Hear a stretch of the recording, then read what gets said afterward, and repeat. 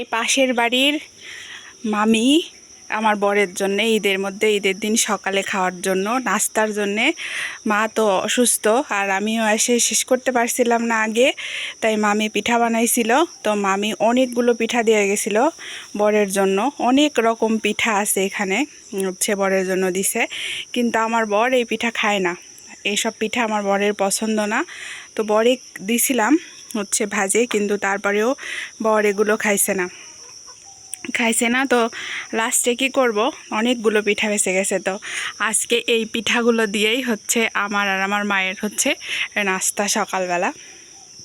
পিঠাগুলো ভাজছি আর মা আসো সেমাই নিয়ে আসো। তো এই পিঠাগুলা দিয়াই আজকে আমি আর মা সেমাই দিয়া আর পিঠা দিয়া সিমাই রান্না করছে মা, অনেকটা সিমাই রান্না করছে। এখন যে সিমাই দিয়ে পিঠাগুলো দেখো কি সুন্দর, মামির হাতের বানানো পিঠা। এই যে এগুলা ঝিলমিলি পিঠা, এদেরকে বলে ঝিকিমিকি পিঠা বলে। এদিকে সিরিঞ্জ পিঠা, এটা হলো পাপড় পিঠা, আর এটা হলো ঝিরঝিরা পিঠা, যেটা সিরিঞ্জ পিঠা দিয়েই বানায় সেটা হলো ঝিরঝিরা পিঠা। অনেকগুলো পিঠা দিছে। তো এই কয়টা আমি আজকে ভাজছি, আর একদিনও ভাজে খাইছি, আজকেও ভাজলাম অনেকগুলো পিঠা।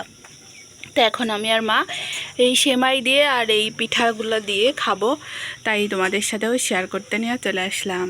এই দেখো মা এক বাটি নিয়ে চলে আসছে, সেমাই নিয়ে চলে আসছে।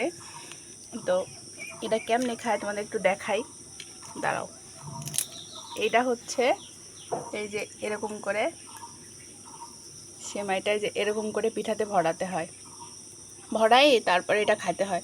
এটা যে কি মজা লাগে একবার খাইয়েই দেখো যে এটা কি মজা লাগে। এই দেখো আমি এটা নিচে, এখন এটা পুরোটা মুখের মধ্যে দিব, কত বড় হা করতে হবে চিন্তা করো, যে কি যে টেস্ট।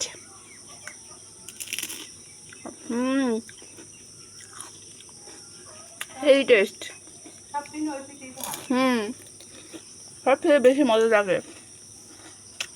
আর সেমাইটা যা দারুণ হয়েছে না, দেখছো এই সেমাইটা একদম এত সুন্দর ফুটছে, আর শুধু দুধ দিয়ে রান্না করছে, তার জন্য এত বেশি মজা হয়েছে।